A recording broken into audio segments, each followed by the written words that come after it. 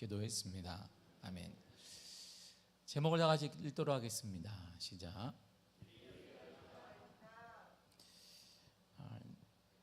제가 신대원 졸업한 지 29년 됐는데 제 동기 한 분이 지난 월요일 날 저한테 전화를 했어요. 29년 동기로 만나고 기도 제목 나누고, 그런데 울면서 전화를 했어요. 너무나 아프다. 목사님 너무나 아파. 기도해 주는 거야? 그런데 새벽마다 기도하잖아 목사님. 근데 약도 안 들고 너무나 아파. 이렇게 전화가 왔어요. 목사님께서. 저보다 연배가 많지만 동기니까. 몇 개월 전에 암이 생겨서 수술을 했어요. 주의 은혜 가운데 다 치유가 되고 이제 과정 중에 있습니다. 그런데 갑자기 통증이 와서 여기 인천에서 우리 동네에 있는 고대 안암병원에 왔더니 응급실에 들어갔더니 응급실에 왔지만 룸이 없다는 거예요. 그래서 응급실 바닥에 앉아 있는데 너무나 고통을, 그래서 이렇게 막 아프지 말라고 진통제를 놨는데 낫지 않으니까 다른 병원으로 가버렸어요. 그런데 병원에 있는데도 통증이 안 가시는, 마약 같은 주사를 맞아도 아프다는 거예요. 그래서 목사님 어떻게 해줄까? 그러니까 기도하고 있잖아 우리가 친구들이. 다 목사님 기도 이럴 때 전화라도 해달라는 거예요. 전화 기도라도 해달라는 거예요. 그래서 내가 기다리라. 목사님 좀만 참고 기다리고 있어요 하고, 제가 동기들 방에 있으니까 자 누구누구가 아프다. 동기 목사님 잘 들으라. 그리고 전화를 지금 들어라. 그리고 기도를 해라. 그리고 기도한 사람은 보고해라. 기도했음 이렇게 나한테. 그리고 빨리 기도하세요. 그랬더니 시작이 된 거예요. 목사 한 사람이 기도하고 기도 완료. 다음 사람 기도하고 기도 완료. 그리고 다음 세 번째 점심 쉬어야 되니까 힘들다고 함. 잠시 후에 기도하랍니다. 기도해 주세요. 계속 쭉쭉 월, 화 다 기도를 저한테 보고가 들어왔어요. 그리고 제가 지난 금요일 날 기도회가 끝나고, 금요 기도회가 끝나고 가장 그래도 영적으로 충만할 때 마지막으로 제가 스피커폰을 딱 켜고 목사님 나예요. 병원이자니까 너무나 아파. 통증이 안 가죠. 제가 목사님 믿음이 없어서 그런 거야. 목사님들 얼마나 많이 기도, 친구로 기도한 게 아니라 목사로 기도했으니까 믿음으로 받고 이분들 일어나야지. 자, 제가 기도할 거예요. 자, 듣고 사모님 둘이 들으세요. 그리고 밤인데 상관없어. 지금 당신이 살아야 되는데 듣고 아멘 하세요. 그래서 제가 선포하며 계속 기도를 계속 하는데 눈물이 계속 나는 거예요. 제가 기도하고 나중엔 말이 안 되는 거예요. 이어지지가 않아요. 기도를 막 하다가 딱 끝내고 목사님 회개한다. 미안하다. 내가 이제 기도한다고 했는데 진심으로 안 한 것 같다. 하나님을 책망하는 것 같다. 미안하게 생각한다. 다시 기도하겠다. 그리고 동기들한테 제가 쭉 기도문을 썼어요. 내가 회개합니다. 29년 친구라고 하면서 나를 포함해 진정으로 기도한 사람이 어디 있느냐? 형식적인 거 아니었느냐? 눈물이 난다. 진짜 기도해라. 그리고 이렇게 제가 썼습니다. 여러분이 건강하기 때문에 감사한 게 아니에요. 제가 동기 회장이기 때문에, 당신들이 건강하기 때문에, 목회를 잘하기 때문에, 뭐 때문에 감사한 게 아니에요. 당신들에게 기도할 수 있도록 쓰시는 하나님 때문에 감사하고, 그 기도에 응답하니까 믿고 감사해야지. 여유로우니까, 교회가 좀 성장했으니까, 또한 나는 교회가 어렵지만 하나님이 은혜 주셔서 이제 잘 될 테니 이것 때문에 감사한 게 아니라, 어렵더라도 이겨낼 수 있는 힘을 공급하시고, 당신의 기도를 기다리는 사람이 있다는 것에서 감사하고, 당신의 기도를 통해 응답받을 수 있다는 사람이 있다는 걸 감사해야 합니다. 그 제가 동기들 목사님한테 쭉 설명하고, 감사합시다. 우리 모두 다 감사함으로 친구를 제대로 친구를 알아라. 그래서 제가 딱 맞췄어요. 그랬더니 동기들이 할렐루야, 회개합니다. 정말 미안합니다. 이렇게 쭉 썼어요. 무엇이 감사일까요? 사업 잘 되십니까? 우리 교회 사업장이 잘 돼요. 다 하나님의 은혜 가운데. 그래서 감사하십니까? 세상 사람도 다 감사할 수 있는데 건강하십니까? 그거 다 감사할 수 있어요. 아니면 건강한 사람은 감사할지 몰라요. 건강을 잃어보면 알아요. 뭐 전 잘 지내느냐, 자녀들 잘 되는데 뭐 그럭저럭 다 돌아가는데 감사하십니까? 아니에요. 우리의 진정한 감사는 그런 것 때문이 아니에요. 이 땅의 것 때문이 아니란 말입니다. 때로는 우리 건강을 잃을 수 있습니다. 때로는 우리가 사업이 안 될 수도 있습니다. 대인관계가 어긋날 수 있습니다.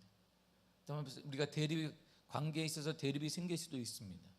그럼에도 나를 그 자리에 보내주시고 나를 통해 화하게 만드시고 나를 통해 흔들리지 않도록 하시고 나를 통해 누군가 희망을 갖게 하시고 나를 통해 자녀들이 살게 하신 은혜, 여러분들을 쓰신 은혜에 감사하시기를 바랍니다. 이게 참다운 감사인 거예요. 비록 내가 아프다 할지 몸이 아프다 할지라도 그럼에도 불구하고 하나님을 가까이 할 수 있었고 하나님께 나아갈 수 있었으며 그 어려움을 통해 하나님을 찾을 수 있음에 감사하시기를 바랍니다. 가끔 방송에서 꽉 막힌 도로를 홍해바다를 가른 모세 기적처럼 양쪽으로 차들이 쫙 갈라지는 방송을 우리가 보게 됩니다. 기적 같은 일이 생겼다라고 말합니다. 그 사이로 뭐가 하냐면 119 앰뷸런스가 싹 지나가요. 꽉 막힌 도로가 싹 바다가 갈라지듯이 싹 갈라지는 거야. 차들은 앰뷸런스가 빨리 병원에 도착할 수 있도록 양쪽의 길을 다 내어줍니다. 그럴 때마다 사람들은 모세의 기적이 일어났다라고 말합니다. 시민 정신이 좋아졌다라고 말하기도 합니다. 근데 그때를 기다렸듯이 또한 앰뷸런스 뒤를 따라 기적의 은혜를 노리는 얌치족들도 있습니다. 자네들이 원했던 교육을 마쳤습니다. 그럼에도 불구하고 취업이나 원했던 길이 열리지 않아 서로 눈치만 보고 있는, 자네들한테 말하자니 걔가 부담스러워할 것 같고 자네들도 뭘 이렇게 부모에게 말하자니 좀 죄송한 것 같고 서로 그냥 부담스럽게 말도 하지 못하고 있는데 바로 그때 취업 합격 통지서가 오거나 다른 곳에 입학 통지서가 올 때 서로 그때는 막 부여잡고 고생 많았다, 죄송해요, 그때 가서 화해가 되어지고 축복이 임하게 되는 것을 보게 되죠. 물질과 건강과 기타 등등 자신이 원했던 앞날의 길에 꽉 막혀 있는데 이해할 수 없거나 이해되지 않는 방법으로 앞길이 열릴 때 사람들은 행운이라고 말하고 기적이라고 말하고 축복이라고 말하고 어느 사람은 은혜라고 말하기도 합니다. 그러면서 사람들은 내가 잘 되는 해인가 봐 이렇게 말하기도, 교회 안에 우리들은 하나님이 정말 당신을 사랑하시나 봅니다 이렇게 말하기도 합니다. 이렇게 막혔던 길이 열리는 것은 크든 작든 사람들을 기쁘게 하고 행복을 가져다 줍니다. 그렇다면 우리에겐 바로 그날이 언제 찾아올까요? 사랑하는 성도, 오늘 잘 오셨습니다. 바로 오늘 맥주 감사절이 그날인 거예요. 길이 열려지는 날입니다. 오늘이 바로 길이 열리는 날입니다. 우리에게 여러분의 막혔던, 오늘부터 여러분에게 막혔던 그 길이 열릴 것입니다. 믿음으로 우리 주님께서 주시는 은혜와 축복을 받을 준비를 하시기를 간절히 축복합니다. 맥주 감사절을 통해 길이 열리게 될 것이에요. 맥주 감사절의 초점은 바로 감사에 있습니다. 현대화된 도시 문명 속에서 농경문화의 전통들이 사라져가고 있습니다. 그럼에도 불구하고 우리는 우리의 삶을 지켜주시고 인도해 주시는 하나님에 대한 믿음과 감사의 마음을 절대 잊지 말아야 하는 것입니다. 우리나라가 농업이 주를 잃을 때 3월에서 5월을 보릿고개라고 그랬습니다. 저도 보릿고개는, 나는 농경도 짓지 않았는데 농사도 하지 않았는데 나는 1년 내내 보릿고개였어요. 그냥 보릿고개야. 최정상이 중학교 1학년인데 보릿고개, 그냥 1월에도 먹을 게 없고 2월에도 먹을 게, 6.25 세대도 아니고 나는 농사 짓는 사람도 아니고 그래도 내가 서울시에 살고 있는 사람인데 나는 1월도 보릿고개, 2월도 보릿고개, 3월도 보릿고개, 4월도 보릿고개, 5월도 보릿고개, 1년 12달이 보릿고개였어요. 1년 52주가 보릿고개, 1년 365일이 보릿고개였습니다. 가을 추수한 것이 바닥을 늘어내고 아직 보리를 추수하지 않아 먹을 것이 없어 굶어야 했습니다. 그래서 보리 추수가 완전히 끝나고 마무리된 7월 첫 주를 맥주절로 옮겨 지키게 된 거야. 원래 성경에서는 맥주감사주 7월이 아니에요. 근데 한국교회 맥주는 성경적인 의미를 갖고 한국 상황을 고려해서 거기에 맞춘 것입니다. 맥주절의 원일이 바로 초실절입니다. 초실절이란 유대력 정월로 따지면 14번째 날 저녁에 유월절 만찬을 먹은 뒤에 찾아오는 첫 번째 안식일을 지키고 바름날 다음날 새벽에 이스라엘 전체를 대표해서 처음 익은 열매 곡식을 배워와서 성전에서 초실절 예배를 드렸어요. 바로 그것이 초실절 맥주절입니다. 그 초실절 예배의 의미는 하나님께서 이 모든 곡식을 거두게 하셨다, 이런 말이에요. 하나님께서 거두게 하셨습니다. 하나님께서 건강 주셨습니다. 하나님께서 가정을 안전하게 하셨습니다. 사업체를 보호하셨습니다. 우리 인생을 보호하셨습니다. 이런 믿음의 고백이 바로 맥주절 초실절에 있습니다. 감사 의미가 담겨 있는 거예요. 그리고 의식을 대표적으로 성전에서 진행한 뒤에 모든 백성들이 비로소 자신의 밭에 곡식에 낫을 대는 거예요. 그 전까지는 곡식이 익었어도 낫을 대면 안 돼요. 가장 먼저 제사장이 배워와서 그걸 하나님께 먼저 드려요. 하나님이 우리를 보호하셨습니다. 그래서 맥주감사주일에는 모두가 다 나와서 하반기를 시작해야 된다, 이런 말이에요. 하나님께 예배를 드리고 하반기를 시작하는 것입니다. 그 의미가 여기 있기 때문이에요. 그리고 나서 예배를 드리고 각자의 농경지로 들어가서 낫으로 베기 시작하는 것입니다. 이때 초실절 제물을 드려지는 것은 언제나 보리예요. 왜냐하면 보리는 생태적으로는 밀보다 20일에서 30일 정도 빨리 익기 때문에 같은 날 같은 시기에 보리와 밀을 동시에 심었다 해도 자연스럽게 먼저 거둘 수 있는 것은 보리밖에 없습니다. 그래서 언제든지 초실절의 제물은 보리였어요. 그래서 보리를 거두어 제사를 드리는 절기라는 의미에서 초실절, 또 다른 의미 바로 맥주절이라는 이름이 붙여지게 된 것입니다. 다시 말하게 되면 초실절이 종교적인 이름이라면 맥주절은 농사적인 이름이에요. 초실절과 맥주절은 같은 날, 같은 이름, 같은 뜻을 가지고 있는 것입니다. 맥주절은 무엇을 한다니까요? 맥주절은요, 초실절 첫 열매를 드린다는 의미가 있습니다. 출애기 23장 16절이 이렇게 말합니다. 시작. 맥주절을 지키라. 이는 내가 수고하여 밭에 뿌린 것의 첫 열매를 거둠이니라. 아멘. 첫 열매를 드린다는 의미는 모든 것이 하나님께서 주셨다는 의미예요. 하나님으로부터 왔다는 의미인 것입니다. 그게 고백이며 감사인 것입니다. 이 감사를 드리는 것이 바로 성경은 이렇게 말합니다. 출애기 13장 2절을 보세요. 시작. 이스라엘 자손 중에서 사람이나 짐승을 막론하고 태에서 처음 난 모든 것은 다 거룩이 구별하여 내게 돌리라. 이는 내 것이니라. 아멘. 처음 난 것은 하나님의 것이에요. 처음 난 곡식도 하나님의 것입니다. 장자도 그래서 하나님의 것이라 된 것입니다. 모든 첫 것은 하나님의 것이에요. 성도들이 그래서 오늘날 많이 희석이 되었지만 가르쳐야 됩니다. 자녀들이 첫 직장에 들어가서 첫 열매를 하나님께 모두 드리는 행동이 바로 여기에 담겨 있는 것이에요. 우리 어릴 때는 기본적으로 했어요. 그냥 월급 타면 다 하나님께 드렸어요. 모든 첫 달은 다. 그리고 사회생활을 시작했습니다. 그래서 굶어 죽은 사람이 아무도 없습니다. 사회생활을 못하는 사람도 없습니다. 그리고 시작해서 기독교의 기반을 닦은 게 대한민국이에요. 근데 지금 다 사라져 버렸어요. 히브리어로 이 첫 열매의 절기를 비쿠름이라고 합니다. 이 단어는 비코르에서 나왔는데 이 비코르가 바로 장자 이런 뜻이에요. 하나님께서 이 비코르라는 단어를 제일 처음에 이스라엘을 지칭하는 단어로 사용했어요. 너는 나의 비코르야 이렇게 말하신 거예요. 장자, 이스라엘 너는 나의 장자야. 너는 내 거야. 처음 났으니까 내 거라고 말씀하신 거예요. 사람을 위해서 짐승, 곡식, 과일 모든 것들 가운데 첫 것은 모두 하나님의 것이라고 선포하고 있습니다. 그러므로 그것은 완벽히 하나님의 것이라는 거야. 장자는 첫 것은 다 하나님의 것이고 하나님이 보호하시며 하나님이 역사하시며 그래서 하나님의 역사와 하나님의 보호와 하나님께 감사하고 하반기를 시작하는 것입니다. 출애기 4장 22절과 3절에 이런 말이 있습니다.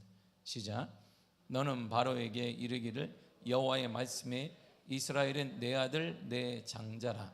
내가 내게 이르기를 내 아들을 보내주어 나를 섬기게 하여도 내가 보내주기를 거절하니 내가 내 아들 내 장자를 죽이리라 하셨다라 하시니라. 아멘. 보세요. 이스라엘은 하나님의 아들, 하나님의 장자, 하나님의 것이다, 이렇게 말씀하셨어요. 그러므로 내 것이 주인을 섬기는 건 당연한 것인데 바로가 맡고 있느냐? 그러면 바로가 맡고 있는 그와 그의 나라의 장자를 모두 죽이는 머리를 임하게 된 것입니다. 우리가 하나님의 것이 되면 보세요. 맥수림이 거기 있는 거예요. 내가 하나님의 것이라는 고백이 있는 것입니다. 내가 하나님의 것이면 하나님이 보호하시고 하나님이 역사하시며 하나님이 주장하시며 하나님이 인도하여 주신다는 것입니다. 여러분의 가정이 하나님이 되기를 바랍니다. 여러분의 가정의 주인이 하나님이 되기를 바라고 여러분들의 직장과 사업체의 주인이 하나님이 되시기를 바랍니다. 여러분들의 자녀의 주인이 하나님이 되시기를 바랍니다. 여러분에 대해서는 한계가 있단 말이에요. 여러분이 보세요. 여러분 자체도 힘들어. 나 자체 내 성격도 힘들어. 우리 자체가 힘들어요.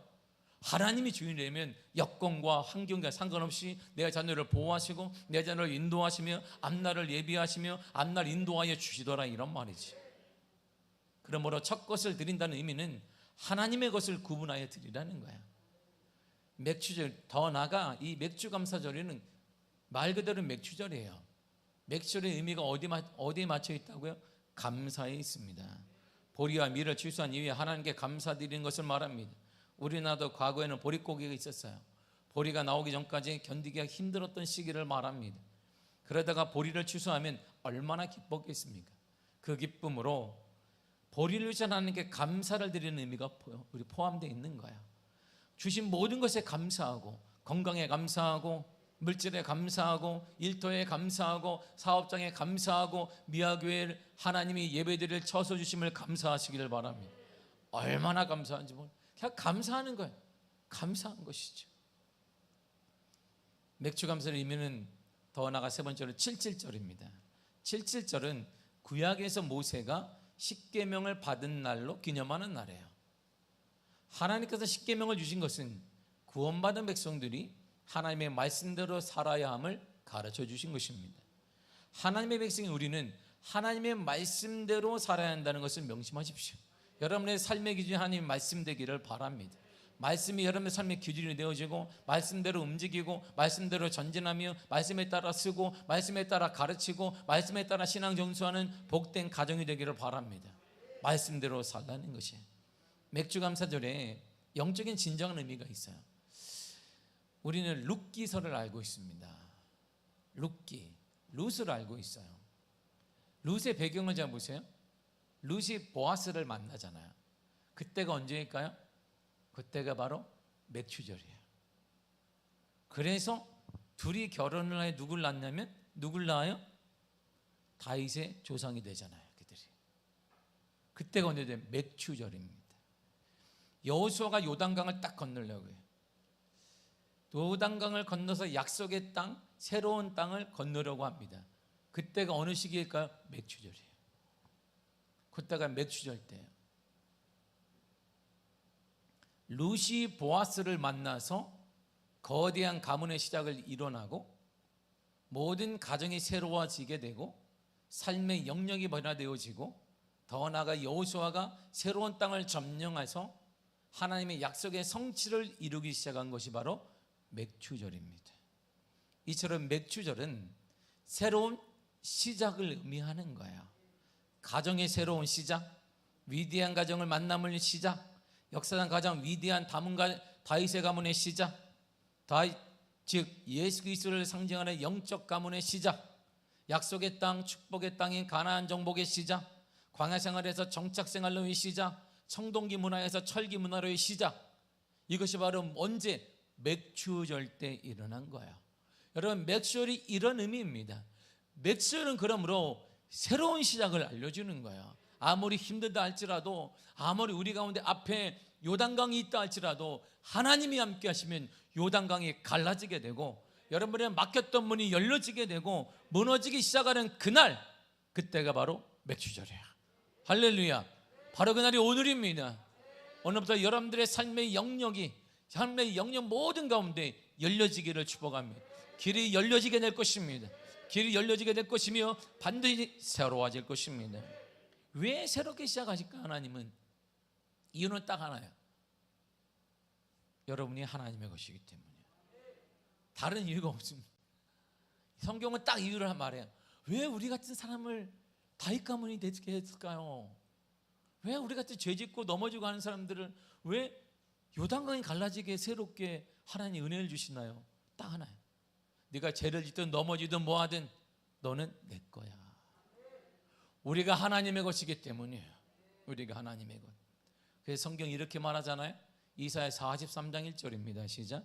야곱아, 너를 창조하신 여호와께서 지금 말씀하시느니라. 이스라엘아, 너를 지으신 이가 말씀하시느니라. 너는 두려워하지 말라. 내가 너를 구속하였고 내가 너를 지명하여 불렀나니 너는 내 것이라. 아멘. 이스라엘아, 너는 내 거야. 믿음의 사람아, 너는 내 거야. 믿음의 사람들이 하는 일, 그거 내 거야. 미아교회는 하나님의 거야. 그러니까 새로워지는 거야. 새로워져야 된다, 이런 말입니다. 오늘날의 맥주감사주를 보세요. 진정한 의미의 맥주감사주일은 구약의 맥주절과는 다른 날이에요.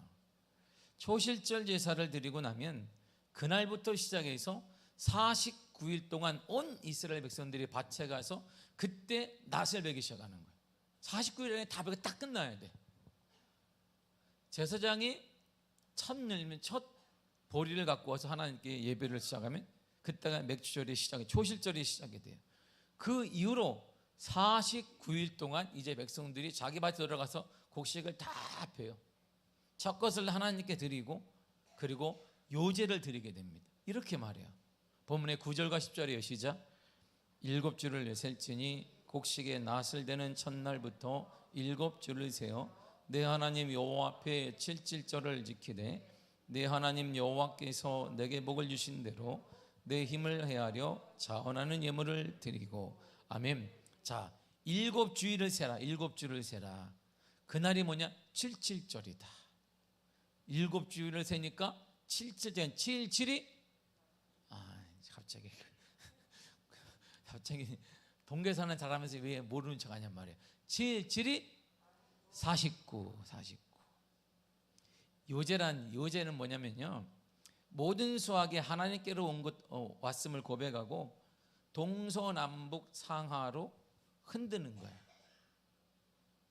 그리고 50일째 되는 날이 그 다음에 뭘까요? 오순절입니다. 그래서 맥주절을 또 다른 이름이 하나 있으니 오순절이라고 말하는 거예요. 그날을 기념하여 맥주감사절이라고 말합니다. 히브리 달력 정월 15일이 6월절이에요. 6월절. 그래서 애굽에 하나님의 은혜로 저주가 내려서 모든 장자가 죽어요. 그래서 거기다 하나님이 어린 양의 피를 바른 자마다 살아요. 그래서 6월절이 패스오버예요. 넘어간다, 이런 말이거든요. 저주가 넘어간다. 뭘 보면 피를 볼 때 저주가 넘어간다, 이런 뜻이에요. 6월절이 지난 후에 첫 번째 안식일 다음 날이 바로 초실절입니다. 초실절 새벽에는 그의 처음 익은 보리를 잘라와서 보리가루로 제사를 드려요. 예배를 드려요. 그리고 초실절, 맥주절, 그래서 77절이라고 부릅니다. 초실절은 추수의 시작이에요. 초실절부터 시작해서 49일간은 77절이라고 하는데 그 기간 동안 각자 추수를 해서 개인의 열매를 하나님께 드리는 것입니다. 그리고 77절의 기간을 마친 날이 오순절이에요. 그날에는 2개의 빵을 만들어 제사를 하나님께 드려요. 자, 보세요. 맥주절의 클라이막스가 있습니다. 맥주절의 가장 큰 의미가 바로 여기 있는 거야. 새로운 시작이란 말이에요. 가정의 새로운 시작, 가나안 정복의 새로운 시작, 청동기 문화에서 철기 문화의 새로운 시작, 광야 생활에서 정착 생활로의 새로운 시작, 우리 가정이 좀 망가졌다 해도 하나님이 다시 새롭게 하는 날, 힘든 사업과 직장 생활에 새롭게 활력을 찾는 날, 꼬였던 대인관계가 새롭게 풀려지는 날, 그리고 추수와 열매 풍성이 시작되는 날, 바로 그날이 맥주 감사절입니다. 그렇다면 지금 오늘날의 맥주 감사절은 오순절을 의미하는 거. 오순절. 신약에서 오순절, 맥주절은 어떤 의미냐 말이에요. 사도행전 2장 1절에서 4절까지를 읽겠습니다. 시작.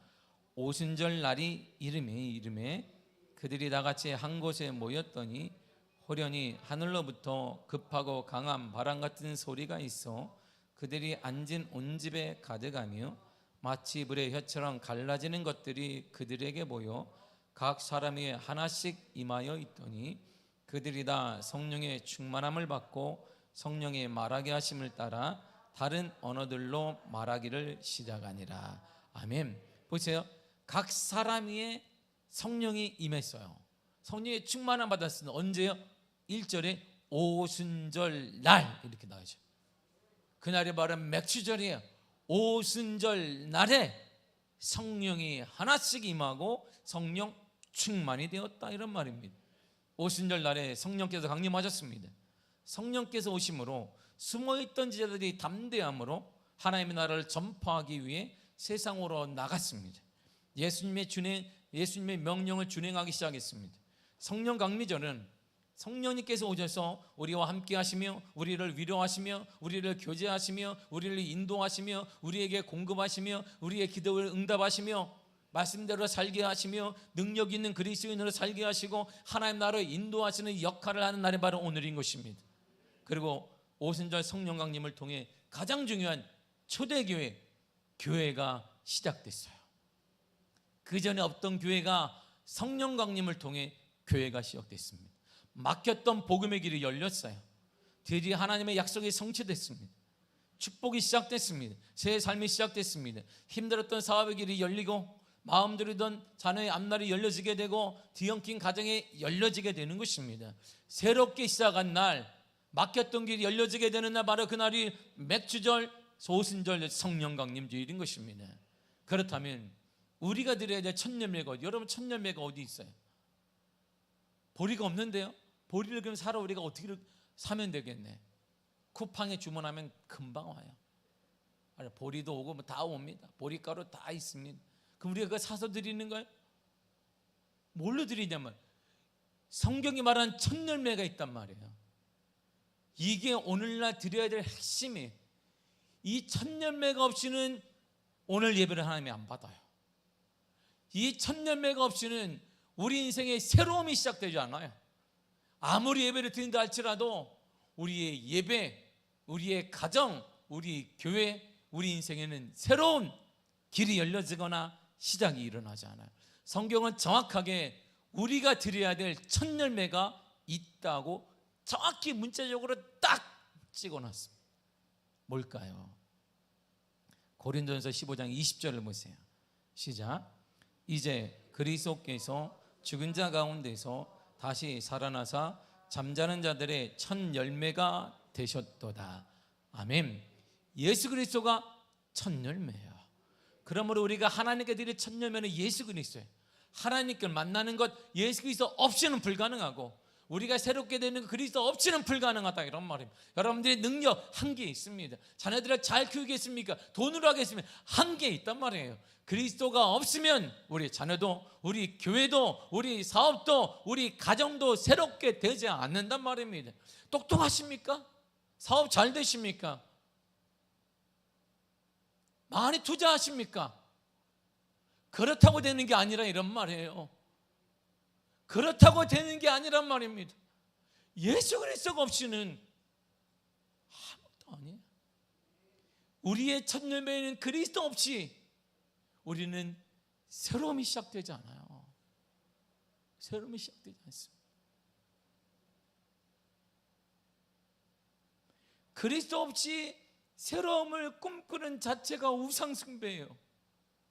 그리스도 없이 뭔가 번성을 꿈꾸는 것이 바로 이방신을 섬기는 것입니다. 그리스도 없이 뭔가 해보려고 하는 것이 바로 여러분들 이름을 내려는 교만인 것이고, 교만은 패망의 선봉이고, 교만은 하나님과 대적을 이루는 것이에요. 우리가 드린 첫 열매는 드려야 될 예수 그리스도예요. 예수 그리스도를 안고 하나님께 가야 돼요. 그런 자에게 길이 열리는 거예요. 그런 자에게 앞날이 열려지게 되고 가정이 회복되어지며 교회가 새로워지며 여러분들의 사업처도 일터도 새로워지게 되는 것입니다. 아직도 그리스도 없이 새로운 길을 꿈꾸십니까? 아직도 그리스도 없이 잘 되기를 꿈꾸십니까? 여러분, 이것이 우상 숭배야. 이것이 미신입니다. 예수 그리스도를 드림으로 맥주절 오순절에 새로운 시작은 시작되는 거야. 예수 그리스도를 첫 열매로 드림으로 길이 열려지게 되는 것입니다. 그래서 딱 붙어 있어야 돼요. 주님과 예수님과 딱 붙어 있기를 바랍니다. 어떤 시련과 어떤 난관과 형통과 무엇이 온들할지라도 그리스도 앞에 딱 붙어 있기를 축복합니다. 그래서 예수님이 직접 이렇게 말씀하셨어요. 요한복음 6장 35절입니다. 시작. 예수께서 이르시되 나는 생명의 떡이니 내게 오는 자는 결코 줄이지 아니할 터이요 나를 믿는 자는 영원히 목마르지 아니하리다. 아멘. 생명의 떡이에요. 예물을 가지고 가는 거예요. 이렇게. 뭔데요? 예수 그리스도. 생명의 떡을 가지고 가는 거예요. 하나님 앞에. 그러면 그 떡을 드리는 것이지. 어떻게 해요? 드리는 방법을 설명하는데 나를 믿는 것, 나를 믿는 자 그랬습니다. 믿으세요. 그러면 영원히 목마르지 않습니다. 구원의 삶이 열려지게 됩니다. 부흥이 나타나게 됩니다. 넉넉한 삶이 이루어질 것입니다. 치유가 나타날 것입니다. 세계가 열려지게 될 것입니다. 부흥이 일어날 것입니다. 앞날이 열려지게 될 것이고 자녀들의 하나님의 축복 가운데 허락하여 주실 것입니다. 길이 열려요. 새롭게 시작이 됩니다. 주님은 우리에게 새 길을 열어주세요. 이렇게 말해요. 에스겔 20장 40절입니다. 시작. 주 여호와의 말씀이니라 이스라엘 온 족속이 그 땅에 있어서 내 거룩한 신 곧 이스라엘의 높은 산에서 다 나를 섬기리니 거기에서 내가 그들을 기쁘게 받을지라. 거기에서 너희 예물과 너희가 드리는 첫 열매와 너희 모든 성물을 요구하리라. 아멘. 다 나를 섬기라 그랬습니다. 믿으라 그랬어요. 어떻게 해요? 첫 열매를 가지고 와라. 첫 열매가 예수 그리스도. 예수 그리스도. 하나님이 요구한다는 거예요. 정확하게 첫 열매를 요구하십니다. 하나님께 아무리 섬기고 예배드린다 할지라도 그리스도가 없으면 아무 의미가 없다 이런 말이에요. 여러분, 예수 그리스도는 머리를 믿는 게 아니에요. 인격적인 만남이 있어야 돼요. 하나님을 깊이 있는 만남이 있어야 됩니다. 내 삶에 내가 이래서 이렇게 만났습니다. 사도 바울을 보세요. 사도 바울은 인생이 딱 두 개입니다. 예수 만나기 전과 예수 만난 후로 나눠져요. 우리 인생도 정말 예수를 만났다면 딱 두 가지로 나눠요. 예수 만나기 전과 예수 만난 후. 잘 살기 전과 잘 못 살기 이게 아니란 말입니다. 많이 못 배울 것, 많이 배운 것, 방 월세에다가 제가 자가집, 화장실 하나에 하나씩 3개짜리 집, 이게 아니란 말이에요. 인생은 평가는 딱 두 종류밖에 없어요. 예수 믿기 전과 예수 믿은 후. 이걸 정확히 말할 수 있는 사람, 이것이 인격적인 하나님을 만난 사람이에요. 그 사람은 흔들리지 않아요. 그 사람은 감동 기복을 타지 않습니다. 어떤 환난과 문제가 온다 할지라도 그 사람에게는 마음의 평안이 있어요. 바로 그 사람에게 하나님은 길을 열어주신단 말이에요. 첫 열매, 예수께서 첫 열매 하나님이 요구하세요. 첫 열매를 가지고 오라. 그리스도 없이 예배 드리는 거 힘 빠지는 거예요. 그리스도 없이 예배 드리는 거 시계만 보게 되는 거예요. 언제 끝나려나. 그리스도 없이 예배 드리는 거 헛된 짓 아닐까 생각이 드는 것이지요. 그래서 우리 다음 세대가 우리의 모습을 바라보고 다음 세대들이 교회의 발을 점점 끓고 있는 것입니다. 인격적인 만남을 다음 세대가 우리를 통해 못 받기 때문에 믿음으로 힘을 다해 첫 열매를 가지고 오면 길이 열려요. 새 길이 열어주십니다. 이렇게 말해요. 41절과 42절의 시작.